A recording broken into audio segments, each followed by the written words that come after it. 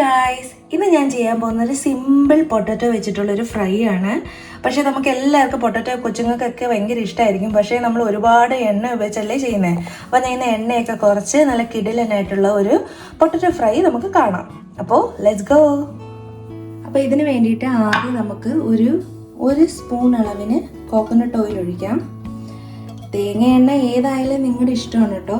ഞാൻ ഇവിടെ തേങ്ങ എണ്ണയല്ല, എണ്ണ ഏതായാലും നിങ്ങളുടെ ഇഷ്ടം. ഞാൻ തേങ്ങ എണ്ണയാണ് എടുക്കുന്നത്. അപ്പോൾ ഇതിനകത്തോട്ട് നമുക്ക് ഇനി സവാളയും പച്ചമുളകും ഇടണം. കുറച്ച് കറിവേപ്പിലയും ഇതിനകത്തോട്ട് 1 ടീസ്പൂൺ അളവിന് ഉപ്പിട്ട് കൊടുത്തേക്കാണ്. ഇനി ഇത് നന്നായിട്ടൊന്ന് വഴറ്റി കൊടുക്കണം.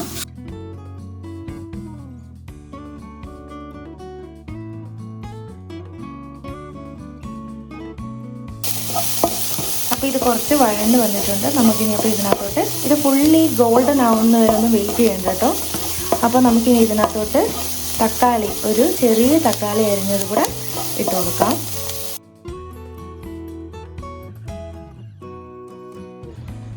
ഇതിന് നന്നായിട്ട് വഴറ്റിയതിന് ശേഷം കുറച്ച് കഴിയുമ്പോഴത്തേക്ക് നമുക്കിനി ഇതിനകത്തോട്ട് പൊട്ടറ്റോ ഇട്ട് കൊടുക്കണം.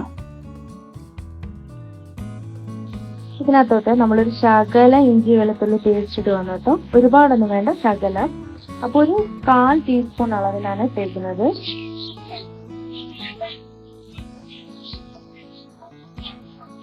കുറച്ചുകൂടെ വഴണ്ടി വരുമ്പോഴത്തേക്ക് നമ്മുടെ പൊട്ടറ്റോ ഇട്ട് കൊടുക്കാം.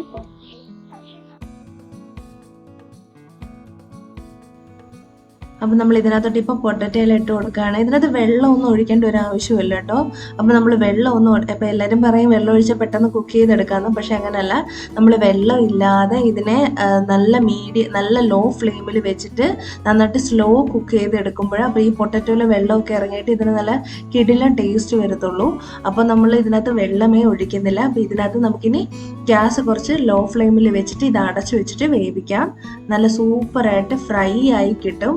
അപ്പോൾ നമുക്ക് ഓയിൽ ഒരുപാടൊന്നും ഒഴിക്കാതെ തന്നെ നല്ല കിടിലനായിട്ടുള്ള ഒരു ഫ്രൈഡ് പൊട്ടറ്റോ നമുക്ക് എടുക്കാൻ പറ്റും. അപ്പോൾ ഇത് ടിഫിൻ ബോക്സിനും കുട്ടികൾക്കും പിന്നെ ഈവൻ ചപ്പാത്തിക്കും എല്ലാത്തിനും നമുക്ക് ഉപയോഗിക്കാൻ പറ്റിയ ഒരു കിടിലൻ പൊട്ടറ്റോ ഫ്രൈ ആണ്. അപ്പോൾ പൊട്ടറ്റോ ഫ്രൈ ഇഷ്ടപ്പെടാത്ത ആരുമില്ല. അപ്പോൾ അങ്ങനെ ഓവറായിട്ട് ഓയിലൊന്നും ഉപയോഗിക്കാതെ ഈ ടൈപ്പ് ഒന്ന് എല്ലാവരും ഒന്ന് ചെയ്ത് നോക്കണേ. അപ്പോൾ ഇപ്പോൾ പൊട്ടറ്റോ ഒക്കെ ഇച്ചിരി നന്നായിട്ട് വെന്തിട്ടുണ്ട്.